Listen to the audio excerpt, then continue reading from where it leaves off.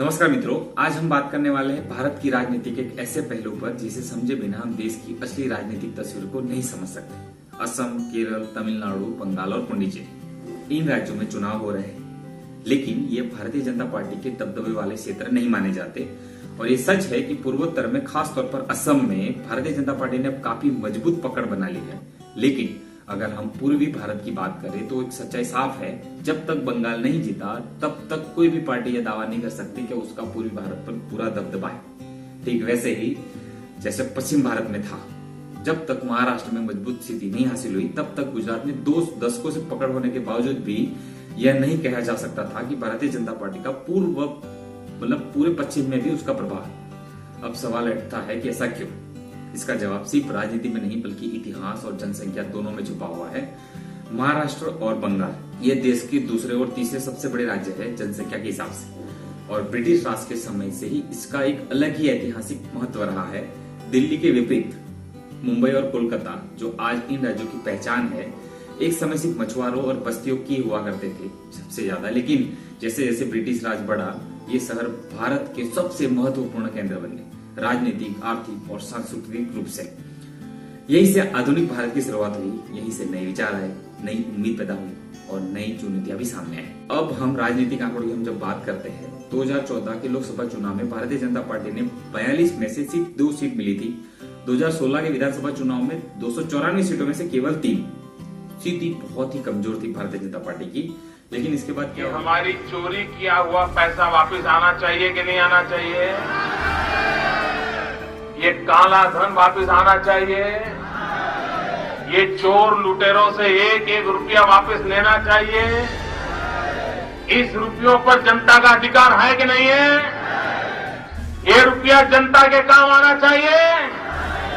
अरे एक बार भारी प्रचार हुआ, जबरदस्त संसाधन लगाए गए और दूसरी पार्टियों से कहीं ज्यादा खर्च हुआ, और परिणाम यह हुआ कि भारतीय जनता पार्टी ने बंगाल में अपनी मजबूत स्थिति जमा दी।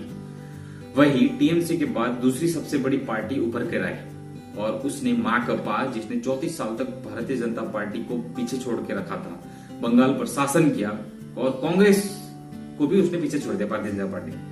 2019 में 18 सीटें लोकसभा हासिल हुई, 2021 में 77 सीटें विधानसभा की हासिल हुई, और 38 से 40% वोट वो लिए। और सबसे बड़ा सवाल है, भारतीय जनता पार्टी बंगाल पर इतना ज्यादा ध्यान क्यों दिया? इसका जवाब सिर्फ राजनीति में नहीं बल्कि विचारधारा में छुपा हुआ है, हिंदू राष्ट्रवादी विचारधारा में, जहां यह सावरकर को प्रमुख वैचारिक नेता माना जाता है। वहीं बंकिम चंद्र चट्टोपाध्याय को पहला हिंदू राष्ट्रवादी नेता माना जाता है, और वंदे मातरम, जिसे हम आज भी गर्व से गाते हैं, उसे पहला हिंदू राष्ट्रवादी गीत भी माना जाता है। बंकिम का साहित्यिक कार्य 1880 के दशक से जुड़ा है, और सावरकर के लेखन ने लगभग 4 दशक पहले का है। इसके अलावा श्यामा प्रसाद मुखर्जी, जो भारतीय जनता पार्टी के अध्यक्ष थे, भारतीय संघ जो बंगाल से ही है, यानी इस विचारधारा के अनुसार हिंदू राष्ट्रवाद की शुरुआत बंगाल से मानी जाती है ना।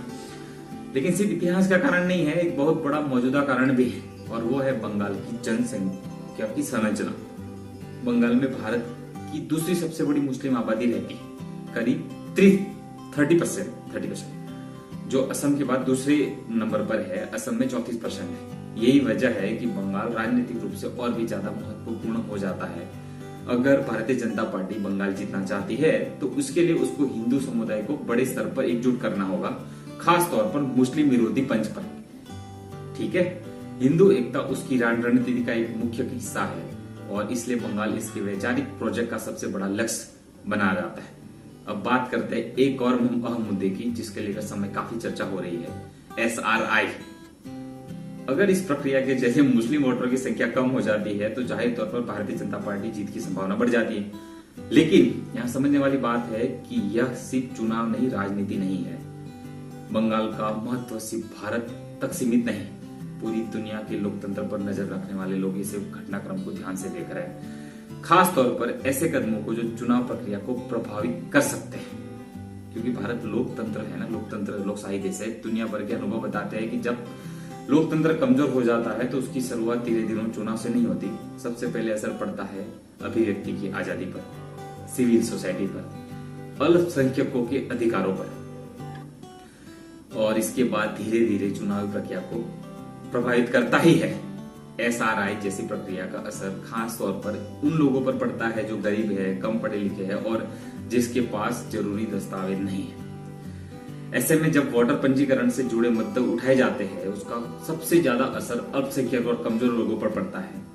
थोड़ा सोचना, अगर बंगाल में मुस्लिम वोटरों की संख्या काफी कम हो जाती है और उसके बाद भाजपा चुनाव जीत जाती है, तो यह सिर्फ एक राजनीतिक जीत नहीं होगी, यह पूरी दुनिया में लोकतंत्र में होने वाले बहस का अहम हिस्सा बन जाएगी। और यही कारण है बंगाल की राजनीति सिर्फ एक राज्य की राजनीति नहीं है, बल्कि यह भारत के लोकतंत्र और उसकी दिशा का एक बहुत बड़ा संकेत है, बहुत बड़ा।